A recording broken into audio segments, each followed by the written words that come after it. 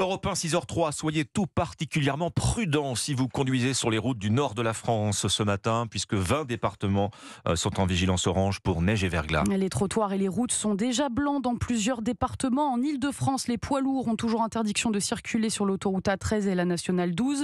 Les voitures doivent ralentir de 20 km/h. Les transports scolaires sont suspendus dans plusieurs départements.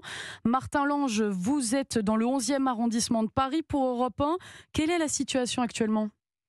Bonjour Nina, écoutez, il neige depuis plus de 2 heures désormais. La neige qui a remplacé la pluie sur l'Île-de-France, une fine pellicule s'est installée sur la chaussée. Quelques centimètres seulement, 2 ou 3 dans Paris intramuros, là où je me trouve. Mais les trottoirs sont blancs, tout comme les pare-brises des voitures stationnées à côté de moi. Alors à cette heure encore très matinale, le trafic n'est pas très dense dans la capitale. Donc cette neige tient. Il faut dire que la préfecture de Paris avait pris ses précautions hier, demandant aux franciliens de quitter leur travail avant 19h. Vous l'avez dit, le préfet Laurent Nunez a activé le niveau 3 du plan neige et verglas.